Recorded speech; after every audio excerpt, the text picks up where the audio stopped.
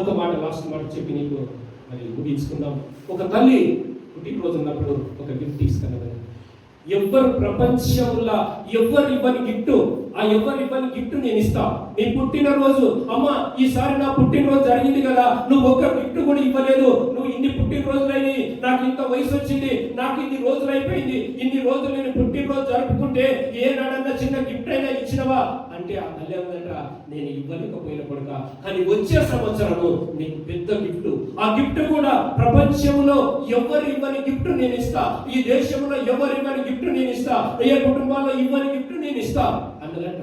కానీ అదే రోజు పుట్టినరోజు దగ్గరికి వచ్చింది. ఆ కుమారుడు ఆయన అనారోగ్యం పాలైపోయాడు, ఆయన హాస్పిటల్లో పడిపోయాడు. ఆయన హాస్పిటల్లో పడ్డ తర్వాత ఆయన మరణము అంచుల్లోకి వెళ్ళిపోయాడు, ఆయన చనిపోయే పరిస్థితికి వచ్చింది. ఆ టైంలో డాక్టర్లు అన్నారంట, అమ్మా నీ కుమారుడు బ్రతకడు, అమ్మా నీ కుమారుడు బ్రతకడు, ఇంకేం చేయాలి సార్, నేనేం చేయాలి, ఎక్కడి నుంచి డబ్బు తెచ్చుకోవాలా, ఆస్తులు అమ్మాలన్నా, అది అమ్మితే వచ్చేది కాదమ్మా, అన్ని పెట్టినా కూడా నువ్వు ఆ లోటు తీర్చలేవు, నీ బిడ్డ బ్రతకడానంటే డాక్టర్ అడిగిందట, సార్ నేనేం చేయాలి అని అడిగినప్పుడు ఆయన గుండె మారిస్తే తప్ప బ్రతకడు, ఆయన గుండె మారిస్తే తప్ప బ్రతకడు అన్నదంట.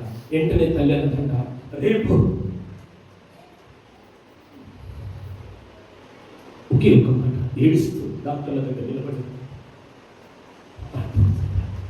అయ్యా నా గుండె ఇస్తాను, నా గుండె ఇస్తాను, అది ఒప్పుకోదమ్మా, మరి నేను కోర్టుకి వెళ్ళి ఆర్డర్ తీసుకుంటాను, నేను కోర్టుకి వెళ్ళి ఆర్డర్ తీసుకుంటాను, నా గుండె మా కుమారుడికి పెట్టండి.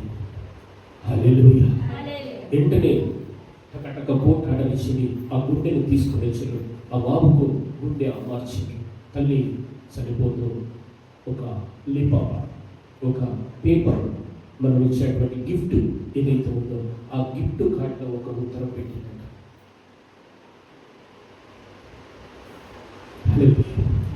ఆ గిఫ్ట్ కార్డులో ఒక ఉత్తరాన్ని పెడుతూ ఆ ఉత్తరాన్ని డాక్టర్కి ఇచ్చిందట, అయ్యా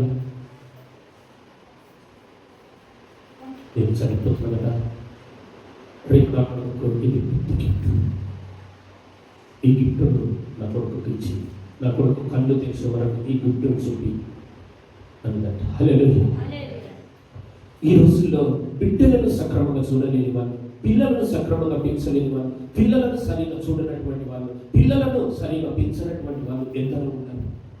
కానీ అన్నదంట, ఈ గిఫ్ట్ ఇవ్వగానే ఆ బాబుకు ఆపరేషన్ అయిందంట. ఆయన ఐసీలో ఉన్నాడంట.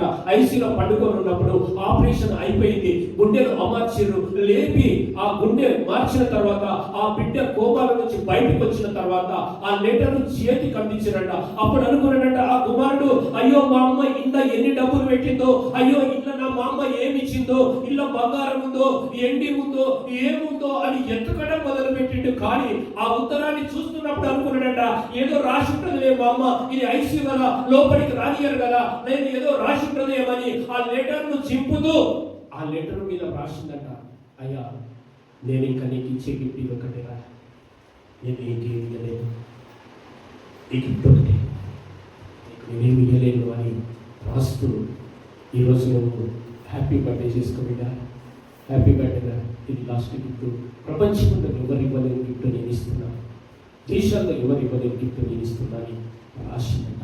ఆ ఉత్తరం చదివినటువంటి కొడుకు ఆశ్చర్యపోయి దిమ్మ తిరిగిపోయింది. వాళ్ళమ్మ గుండెని ఇక్కడ అమ్మారిస్తే ఆ బిడ్డ బతికింది. ఈ రోజు నీకోసం యేసయ్య ఆయన గుండె మీద, ఆయన గుండె కింద పల్లెం పోట్లు పొడిస్తే ఈరోజు నేను జీవిస్తున్నాను. హల్లెలూయా. ఆ పల్లెపు పోటులతోని, ఆ కొరడాలతోని, ఆ సిలువల ముండ్ల కిరీటంతోని ఆయన ధరించినటువంటి ఆ బట్టలు కాదు కానీ, ఆ వస్త్రాలు కాదు కానీ, తల్లిచ్చే గిఫ్ట్లు కాదు కానీ, యేసయ్య ఆ కొరడ దెబ్బల మధ్యన, ఆయన పల్లెపు పోటుల మధ్యన, ఆ సిలువల మరణించి ఆ గుండె నుండి కారిన రక్తమును, అది పోయినటువంటి తీరును చూసి ఆ ఇచ్చిన గిఫ్ట్ను బట్టి నువ్వు జీవిస్తూ ఉన్నావు. హల్లెలూయా. ఆయన ఇచ్చిన గిఫ్టే ఇంకొకటి లేదు ప్రపంచంలో. ఈ రోజు నువ్వు బ్రతికి ఉండబట్టి అది ఆయన గిఫ్ట్, అది ఆయన గిఫ్ట్. అదే ఈరోజు ఫాదర్స్ డే. ఈరోజు ఆయన మనకు ఫాదర్. ఆయన చనిపోతూ మనకు వెలుగునిచ్చిండు, ఆయన చనిపోతూ మనకు జీవాన్నిచ్చిండు, ఆయన చనిపోతూ పరిశుద్ధాత్మనిచ్చిండు, ఆయన మనకు తండ్రి. ఆ ఆ తర్వాత కుమారుడు, ఆ తర్వాత పరిశుద్ధాత్మ. ఈ పరిశుద్ధాత్మలను జీవించు, ఈ పరిశుద్ధాత్మ శక్తితో జీవించు, నన్ను కొనియాడు. ఇదే నా లాస్ట్ గిఫ్ట్, ఇదే నా లాస్ట్ గిఫ్ట్ అని